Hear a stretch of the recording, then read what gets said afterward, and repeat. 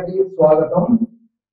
అదేవిధంగా పవిత్రమైనటువంటి రంజాన్ నెల ప్రారంభమైనందున ముస్లిం సోదరులకు సోదరిమణులందరికీ కూడా రంజాన్ శుభాకాంక్షలు. అదేవిధంగా పవిత్రమైనటువంటి రంజాన్ నెల ప్రారంభమైనందున ముస్లిం సోదర సోదరిమణులకి రంజాన్ నెల ప్రారంభ శుభాకాంక్షలు. దీంతో పాటుగా నిన్నటి నుండి మోడీ బీజేపీ ప్రభుత్వము భారతీయులపై సిఏఏ అనేటువంటి నోటిఫికేషన్ విడుదల చేయడమైనది. ఇవాటి నుండి సిఏఏ నోటిఫికేషన్ అమల్లోకి వచ్చినందున దీని యొక్క ఉద్దేశము, దీని యొక్క ప్రభావము భారతదేశాన్ని దీని అస్థిరత్వం పాలు చేయడానికి, విధ్వంసం సృష్టించడానికి మాత్రమే ఈ బిల్లును ఉద్దేశించబడి దీన్ని కార్యాచరణలోకి తీసుకొచ్చారు నిన్నటి నుండి. కావున ఈ ముస్లిం సమాజము రంజాన్ నెల ఆరంభంతోటే సిఏఏను ఎదుర్కోవాల్సి వస్తున్నది.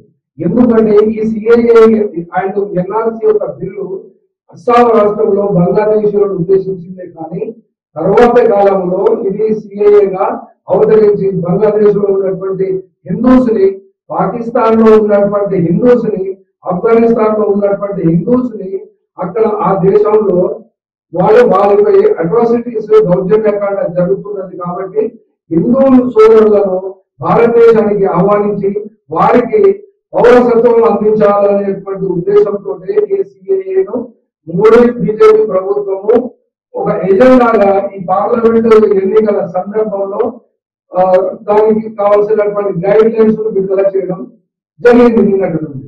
కాబట్టి ఈ బిల్లు భారతదేశంలో ఉన్నటువంటి ముఖ్యమైనటువంటి ఎక్కువగా ఉన్నటువంటి ముస్లిం మైనారిటీలకు, క్రిస్టియన్లకు, బుద్ధిస్టులను వేరు చేసే విధంగా ఉన్నది.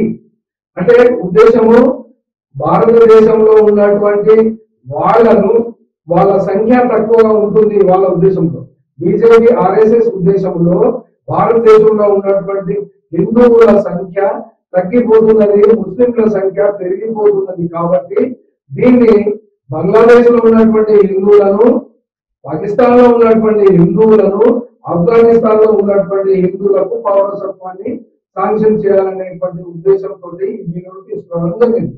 కానీ గత 5 సంవత్సరాల నుండి నూతనంగా భారతదేశంలో పౌరసత్వానికి దరఖాస్తు చేసుకున్నటువంటి సంఖ్య ఫారినర్స్ మొత్తంలో 5,500 చిల్లర మేరకు వచ్చింది. ఇందులో కూడా 77-80% 4,552 దరఖాస్తులు పాకిస్తాన్ నుండి వచ్చినాయి. వీళ్ళందరికీ పౌరసత్వము శాంక్షన్ చేస్తే భారతదేశంలో ఉన్నటువంటి 145 కోట్ల మందికి ఎలాంటి ఇబ్బంది లేదు. ఎందుకంటే 4,552 సంఖ్య 145 కోట్ల భారతీయులకు ఇది ఏ పార్టీ ఏ మేరకు ఇది పర్సెంటేజ్ తగ్గుతుంది. దీంతో ఎవ్వరికి నష్టం లేదు, ఎవరు కూడా భయభ్రాంతులకు గురి కావాల్సినటువంటి అవసరం లేదు. సిఏఏ ఎన్ఆర్సీ యొక్క బూచి చూపెట్టి మళ్ళీ పార్లమెంట్ ఎలక్షన్లలో ఎక్కువ సీట్లు సంపాదించాలనే ఉద్దేశంతో మోడీ బీజేపీ ప్రభుత్వము ఈ యొక్క సిఏఏను తీసుకురావడం జరిగింది. ఈ సిఏఏ ఎన్ఆర్సీ యొక్క బూచిని చూసి ప్రజలందరూ కూడా అయ్యో ఏమవుతుందో అని బెంగపడవలసిన అవసరం లేదు, అద్భుతపడవలసిన అవసరం లేదు. ఎందుకంటే ఈ సిఏఏ ఎన్ఆర్సీని ప్రాక్టికల్ గా అస్సాం రాష్ట్రంలో దాన్ని అమలు చేస్తే అక్కడ వచ్చినటువంటి రిజల్ట్స్ వాళ్ళ బీజేపీ పార్టీకే భిన్నంగా వారు బీజేపీ రాష్ట్ర అధ్యక్షుడే కేంద్రం బీజేపీకి వ్యతిరేకంగా ధర్నాలు చేసి అక్కడ ఉన్నటువంటి ఎన్ఆర్సీ సిఏఏ రిపోర్ట్స్ ను కోల్డ్ స్టోరేజ్ లో పెట్టించడం జరిగింది. కాబట్టి ఎన్ఆర్సీ తోటి భయపడాల్సిన అవసరం ఎవరికి లేదు, ఎవరు భయపడడానికి కూడా వీల్లేదు.